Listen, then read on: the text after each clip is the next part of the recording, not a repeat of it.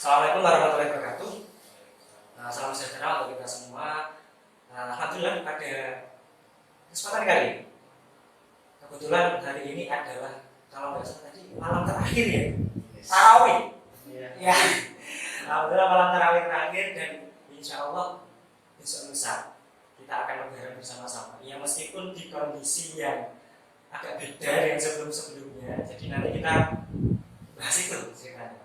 Temanya kurang lebih silaturahim atau lebaran di kala pandemi COVID-19 seperti itu. Jadi ini sebenarnya merupakan salah satu bentuk teman-teman Gus Nanti pengen membahas terkait. Jadi nanti rubriknya kita mau adalah namanya Gugus Madiun. Gugus Madiun nanti panjangnya adalah Guneman Gus Madiun bersama tokoh-tokoh yang berada di salah satunya Mas Ihsan yang merupakan perwakilan atau kebetulan di Madiun ada Ahmad Dia. Dan sebenarnya saya sendiri juga baru tahu. Soalnya saya sendiri juga baru tahu. Soalnya bisa dibilang orang baru di Madiun, baru setahunan lah di Madiun. Meskipun kalau KTK saya Madiun cuma ya itu tadi orang jalan, jadi kadang ya jalan-jalan. Terus kemudian ada Mas Ulil, ini asli Gus Madiun. Beliau udah lama di Madiun, bisa dibilang ya di tempatnya. Kalau enggak kuncen. Kalau kuburan kuncen. Yang jaga kunci.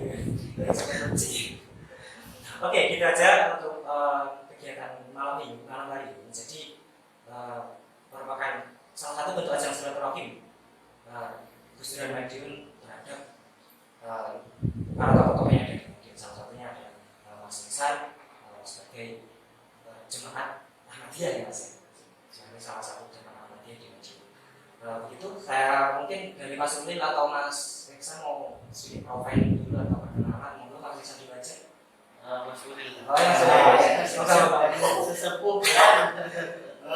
Oke, terima kasih Mas Zen. Ya, Zen. Sebelum kita masuk ke Guneman, jadi kita ada istilah Guneman kalau dalam bahasa Jawa kan ngobrol, bercanda.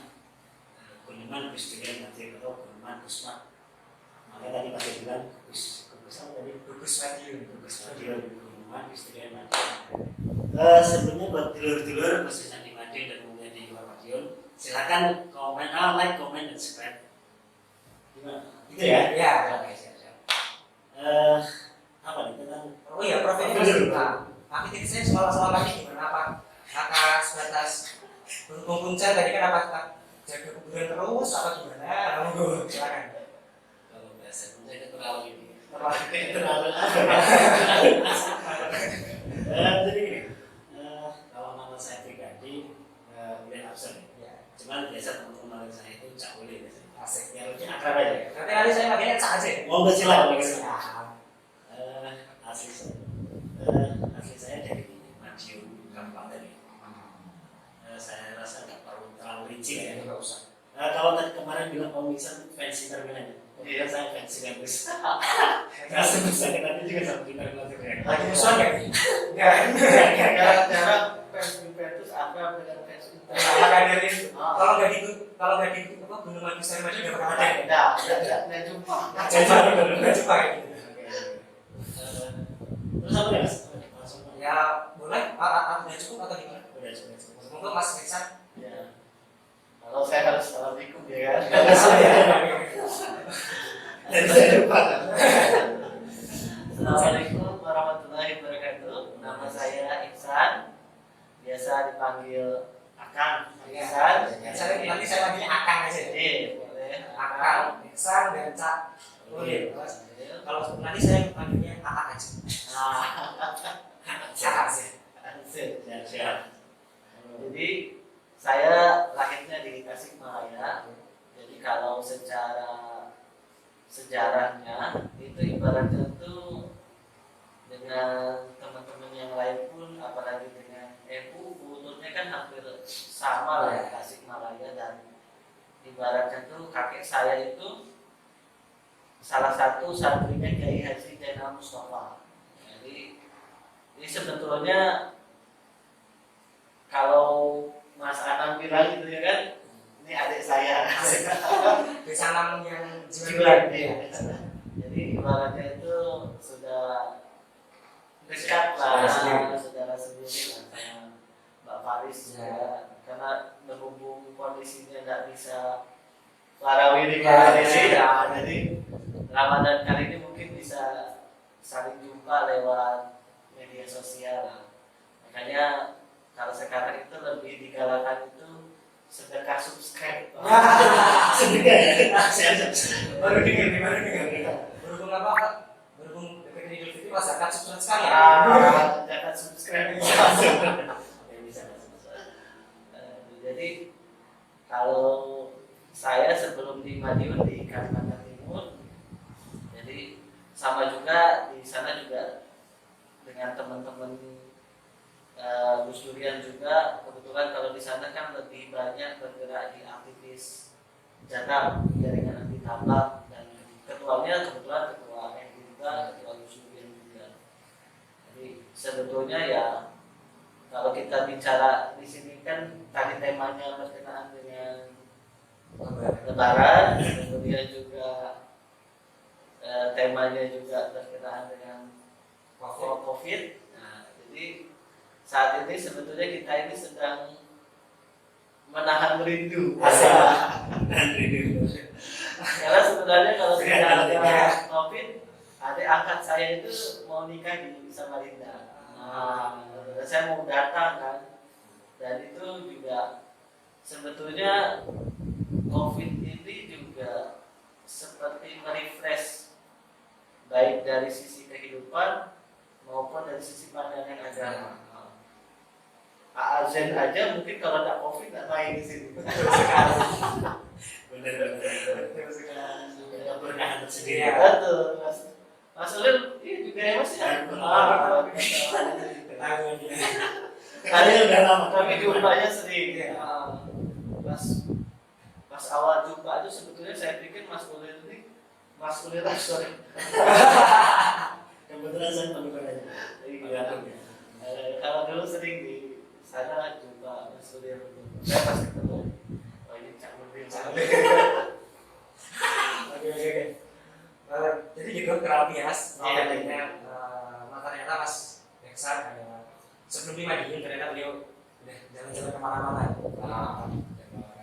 Oke, langsung aja.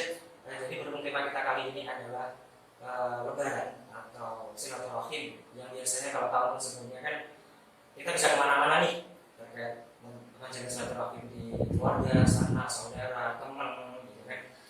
Berhubung ada bukan kendala juga sih sebenarnya, kondisi yang tidak memungkinkan jika pandemi corona COVID-19 ini. Jadi ya seperti inilah kondisi. Kita nanti akan tanya-tanya ke Mas Ulil dan Cak Ulil dan Akang Iksan, bagaimana sih menurut pandangan mereka berdua Lebaran atau silaturahim di kala COVID seperti ini. Mungkin Mas Ulil atau masih salah aja dulu ya.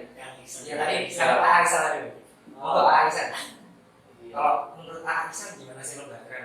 Kok biasanya bisa kemana-mana terus harus di rumah aja gitu kan? Menahan rindunya itu loh. Sebetulnya kalau saya kemudian juga teman-teman yang boleh dibilang seprofesi, COVID-19 itu sebetulnya hal yang paling membuat kita sedih. Yang paling terkena dampak itu dari COVID-19 sebetulnya para bupati, para ustadz, para pendeta, juga tokoh-tokoh agama yang lain. Karena apa? Karena yang paling rentan untuk tertular itu kan klaster keagamaan. Nah, karena namanya ibadah keagamaan itu tidak ada protokolnya. Jadi dan betul-betul kalau Ramadan tahun ini, kemudian Lebaran tahun ini, kalau dari sisi lahiriahnya itu sepi banget. Nah, gitu. Jadi di satu sisi ada kesepian, di satu sisi kerinduannya juga berat. Nah, di satu sisi juga ibarat yang kita pikirkan adalah yang terbaik untuk umatnya tentunya kan gitu. Jadi kita kita tidak egois harus bahagia sendiri dengan menimbulkan ibaratnya itu kemudaratan bagi masyarakat lainnya. Jadi intinya sih kalau saya secara pribadi itu di satu sisi ini merupakan Ramadan yang paling sepi. Nah, di satu sisi juga ini merupakan Ramadan yang paling khidmat. Nah, yang paling khusyuk. Nah, yang paling khusyuk, yang paling penting soalnya. Itu tetap kalau masuk di musik Iya. Cak Ulil ini masih ramai kayaknya. Kalau Cak gimana Cak? Apakah sepi di Puncak atau gimana? Kalau saya pribadi mau lebaran mau Ramadan tahun sekarang tahun bagi saya sama aja semuanya. Buat saya COVID-19 itu bukan suatu alasan bagi kita tetap silaturahmi sebenarnya. Betul. Tetapi di sisi lain kita juga sebagai umat, selain sebagai umat kita juga sebagai warga negara, tentunya kita juga harus menaati yang namanya protokol kesehatan pemerintah. Cuman ya di sisi lain kita punya tradisi yang menurut saya ini sangat unik sekali dan tidak ada di luar Indonesia, termasuk kita silaturahmi ke tetangga dan sebagainya, kan menurut saya cuma ada di Indonesia. Mudik juga ada di Indonesia. Nah terus menurut saya dari tahun-tahun kemarin adanya online itu menurut saya bukan karena COVID sebenarnya, karena dari mulai tahun 2000-an itu kan sudah mulai kita mengenal HP, istilahnya kita mengenal Android. Sementara kita sudah tidak menemui yang namanya ketika kita mau bermain ke teman-teman kita tidak saling bertatap muka lagi. Artinya silaturahmi bertatap muka itu udah kayak dia ada gitu.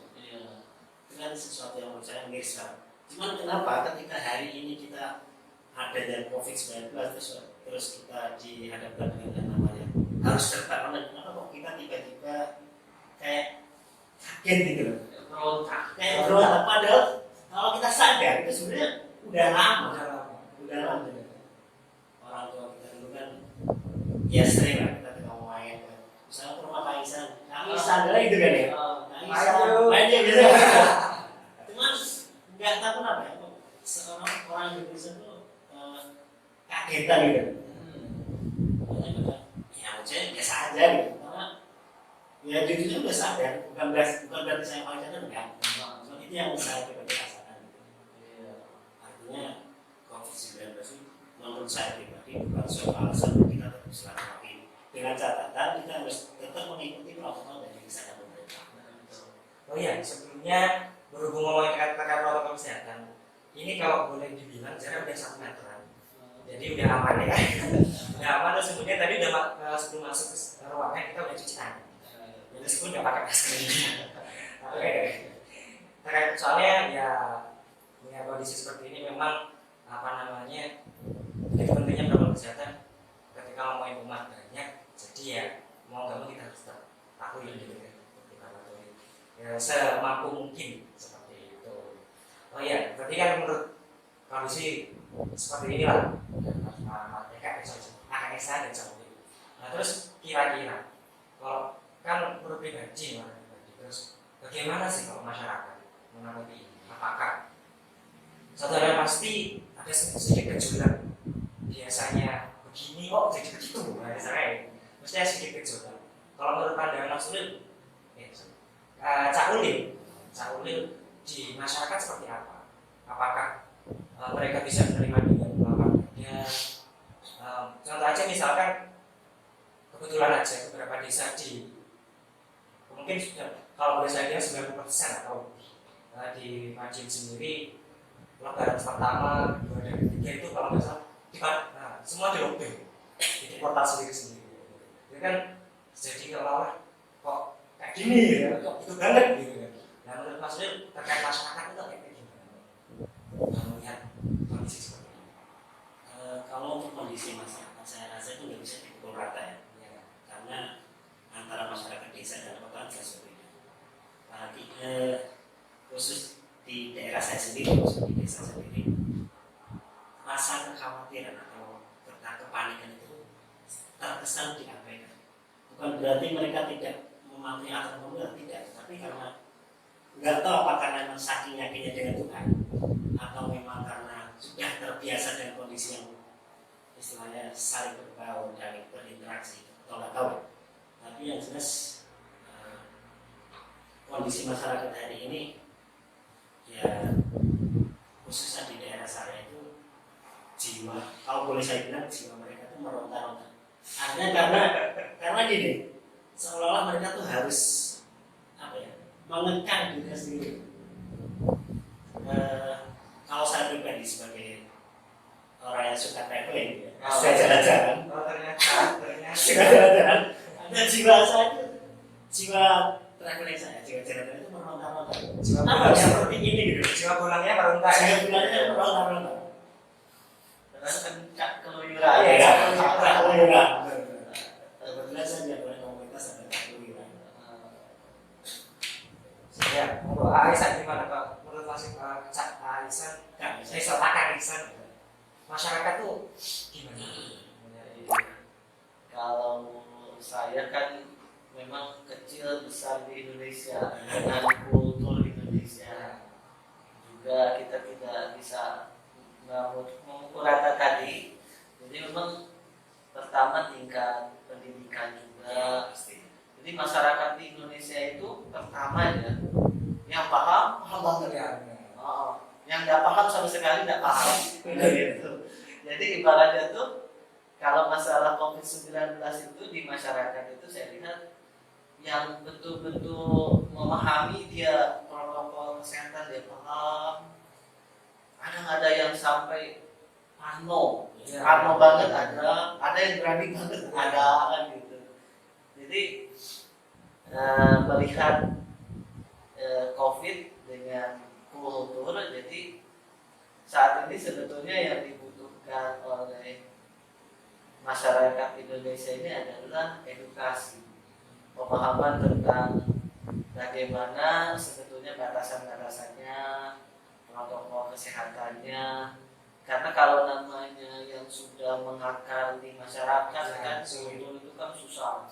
Apalagi orang-orang sepuh, apalagi itu mereka kan sudah pernah mengalami, kalau di Jawa itu istilahnya kabudut. Jadi mereka sudah nggak kaget.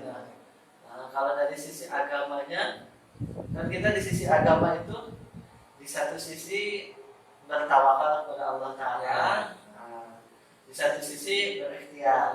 Nah, jadi yang tidak ada itu sebetulnya keseimbangan antara tawakal dengan ikhtiar. Gitu. Ada yang tawakal aja gitu. Jadi ada yang ikhtiar aja kan gitu. Karena sebetulnya antara ikhtiar dengan tawakal itu harus seimbang. Kalau meminjam istilahnya dosen di IAIN itu Mbak Aksin itu memilih Islam jalan tengah. Islam jalan tengah. Islam jalan tengah. Jadi apa-apa tuh mesti dicari tengahnya. Mungkin seperti itu Pak itu.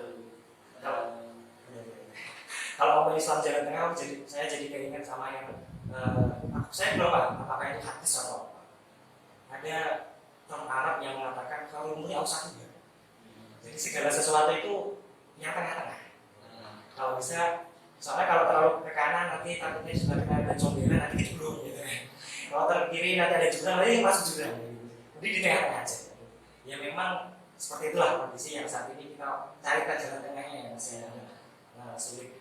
Nah terus apa namanya, kira-kira ketika tadi kita ngomongin jalan tengah, apalagi Mas akan Eksan selaku bisa dibilang pimpinan ya di sejarah mubalik.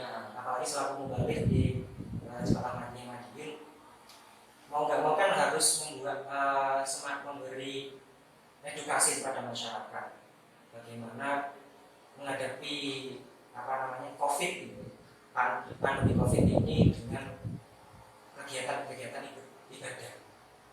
Ya paling terasa misalkan pada saat ini berhubung bulan Ramadan, tarawih misalnya. Apakah masih seperti biasa bareng-bareng masjid atau gimana? Terus semacam himbauan-himbauan lah, mungkin atau dari Jemaat Maksih sendiri dari pusat ada semacam anjuran atau gimana, mungkin bisa disampaikan. Sebetulnya kebijakan itu kan fleksibel ya. Nah, jadi kadang kalau kita itu kan ada edaran dari pimpinan kita, pertama untuk sebuah aktivitas yang melibatkan orang banyak kan untuk saat ini kan dihindari, dihindari sebisa mungkin. Yang kedua, ibaratnya itu sekarang itu justru kita dituntut kreatif. Bagaimana supaya kegiatan keagamaan tetap jalan, protokol kesehatan tetap jalan. Nah itu, jadi hidup itu tetap harus berjalan. Kata-kata mending mati aja ya. Kata Mas Ulil itu berontak. Jiwa-jiwa agama pun juga demikian. Nah, disitulah jiwa-jiwa agama itu diuji. Kalau di kami itu ada slogan istilah itu itaatme barkatme. Itu bahasa Urdu. Jadi bahasa Urdu yang artinya di dalam keitaatan ada berkah. Yang kedua, ibaratnya itu itaat itu bukan untuk sesuatu yang kita sukai. Jadi yang namanya itaat adalah mentaati sesuatu yang kita tidak suka. Jadi kalau sesuatu yang kita suka terus kita ikutin, itu bukan itaat namanya. Jadi itaat itu ketika gejolak kita ingin, terus kita menahan diri untuk itu demi demi kebaikan bersama, namanya itaat. Jadi, disitulah kita perannya saya secara pribadi bagaimana memodifikasi ini. Jadi satu sisi juga tetap berjalan, kegiatan keagamaan kebutuhan pokok manusia. Jadi contohnya orang mau terawih, tidak boleh orang banyak, gitu. Kan biasanya Ramadan itu banyak. Jadi akhirnya terawihnya tetap tapi dibagi pada keluarga besar, gitu. Jadi keluarga A, B, C. Jadi terawihnya tetap jalan, protokol kesehatannya tetap berjalan, ibadahnya tetap jalan. Jadi kalau meminjam istilah dosen saya itu win-win solution. Bahasanya kira-kira nih. Tadi bahasa bagus saya bisa. Apa kakak? Jadi begitu. Jadi ya itu yang paling dilematis sebetulnya kalau di dalam agama itu masalah pengorbanan. Sedekah, infak, zakat dan sebagainya. Karena yang terdampak itu ekonomi kan. Jadi kayak pada kami pun juga jamaahnya. Jadi kalau bilang itu kalau kesehatan masih bisa kita berobat. Kalau meninggal mungkin karena takdir dari yang Maha Kuasa. Tapi kalau sudah namanya tidak kerja, itu berat. Apalagi di dalam agama salah satu tuntutannya berkorban, gitu. Jadi bagaimana sekarang ini meyakinkan kepada masyarakat, kepada anggota juga, umum lah sebenarnya semuanya, bahwasanya dengan peduli kepada sesama itu bukan dalam kondisi lapang saja, justru berbagi itu dalam kondisi susah. Jadi disinilah sebetulnya di momen Ramadan, momen susah, kita masih bisa berbagi dan juga Kita disediakan subscribe. Jadi mohon di subscribe. Sedekah punya klik. Oke, maksudnya gimana? Kalau ada langsung misalkan ada kan wakil Gus Durian, jadi masyarakat setempat ada kasih Gus Durian. Saya pribadi sebagai Gus Durian Madiun, kalau menyinggung masalah moderat kita berjalan di tengah. Artinya saya membagi yang namanya ibadah itu jadi dua. Termasuk dari ibadah ritual dan ada ibadah sosial. Asik. Benar ya? Ya. Dari tadi istilahnya keren-keren. Ibadah sosial benar ya. Buat mereka yang biasa, misalnya biasa ibadah di masjid itu bisa dibilang ibadah ritual. Kan hubungan manusia langsung dengan Tuhan. Tapi ada istilah yang namanya ibadah sosial. Ketika misalnya si A itu tidak bisa ibadah ritual, bukan berarti mereka tidak bisa ibadah. Mereka tetap bisa ibadah, tetapi dalam konteks sosial. Biasa. Biasa ya. Itu benar. Ya benar. Oke, saya bicara dengan cara sedekah, membantu korban yang pertama itu kan bagian dari ibadah sosial juga. Tetapi bukan berarti terus kita mengabaikan yang namanya ibadah ritual. Selama dia bisa nyambung, silakan, karena itu kan bagian dari sebuah ketaatan itu kepada Tuhan. Oke, saya. Tapi tetap ya protokol kesehatan. Oh iya, siap. Itu bagian dari atingkol itu amri, asik. Akan ada poin ini. Bukan lawan langsar ya. Bukan amri. Kayak kan dia. Kayak Saul kalau langsar. Taat semua sama Saul. Berarti benar banget tadi kalau untuk saat ini kita ada maskulin. Soalnya tadi waktu langsar gitu kan. Taat sama Saul. Oke. Jadi itulah kurang lebih terkait pandangan dari Madian terus di kala COVID kayak ini. Oh ya. Kebetulan juga akhir-akhir ini ketika ngomongin pandemi ada hashtag yang cukup menarik bagaimana dengan Indonesia merah, Indonesia terserah. Soalnya kalau dalam pandangan saya itu seolah-olah kayak dulu tadi ngomongin jalan tengah ya, seolah-olah mereka yang merasa udah dalam tanda kutip itu menyerah dan kemudian mengungkapkan kebenaran mereka lewat Indonesia terserah tadi.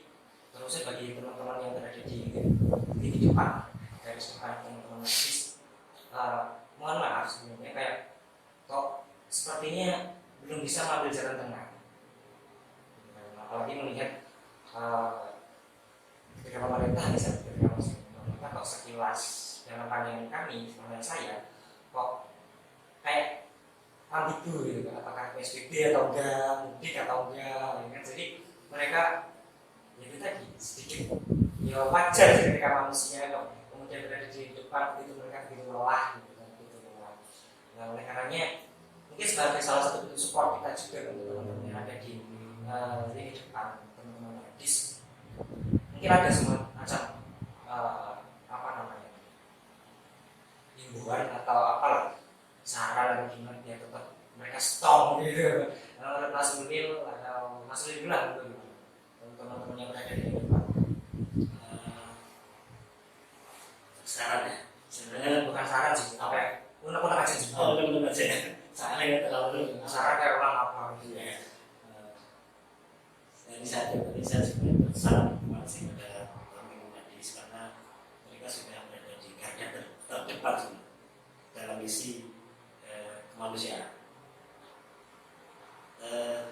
Gak bisa dipungkiri juga bahwasanya tugasnya mereka sangat berat. Tapi ya lagi-lagi kondisi masyarakat kita yang bisa dibilang ngeyel, tidak bisa dihindari juga soalnya.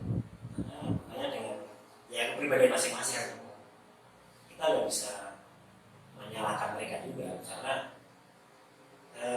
mereka tuh seolah-olah apa ya, masa-masa transisi, masa transisi dari masa yang biasa santai-santai aja, terus tiba-tiba harus dikekang gitu kan. Berontak lagi dari berontak gitu. Ya nggak bisa disamakan juga. Tapi harapan saya nanti ya kalau bisa ya tetap mengikuti protokol yang pemerintah.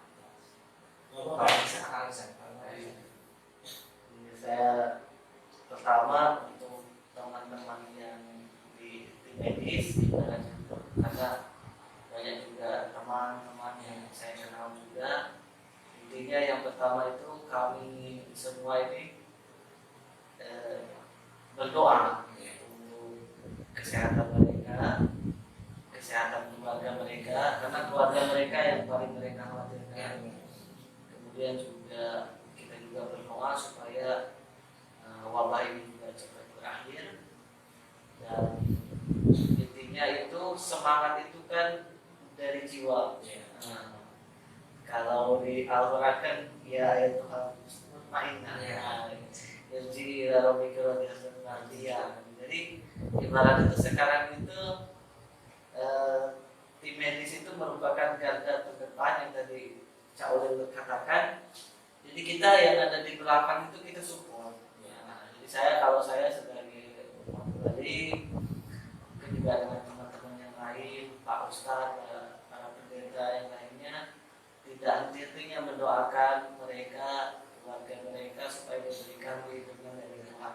bisa. Sekarang kita kembalikan ke mereka, kita support secara doa. Mereka mempunyai kekuatan tambahan di doa. Nah, gitu. Mungkin masyarakat yang lain supportnya beda. Nah, Mas Uril supportnya beda. Jangan dulu ya. Jadi ketika semua support, saya pikir semangat mereka akan kembali. Karena kalau mereka tidak punya semangat, apalagi sampai boleh dibilang mereka paling berisiko.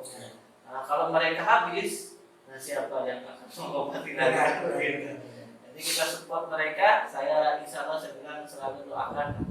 Teman yang lain juga doakan. Mas Uril juga biar begini doa terus. Ya sehat-sehat semua juga sehat. Jadi intinya kalau buat teman-teman pengaji sumber daya kehidupan kita yang melakukan ini tetap support dengan kemampuan masing-masing ya, kemampuan masing-masing dalam artian terus misalnya contoh Mas Cak Ulil tadi berhubungan traveling dia ngempet nih, dia bagian dari support gitu ya Meskipun berontak. jadi ngempet nih menahan gitu. Begitu juga dengan akan Excel tadi juga sebagai pendamping juga mendoakan jadi tetap strong lah pertemuan seperti itulah. Jadi sebenarnya ketika kita ngomongin silaturahim atau lebaran di kala pandemi ini memang banyak hal yang bisa kita lakukan seperti itu ya. Salah satunya yang mau nggak mau berhubungnya ini serba digital gitu kan. Seperti itu mungkin salah satu yang bisa kita manfaatkan adalah bagaimana memanfaatkan setiap hal sebisa mungkin semaksimal mungkin untuk salah dalam mungkin yang paling kelihatan ada ketika di digital kita manfaatkan seperti itu. Ada tambahan lain mungkin dari Charlie atau akan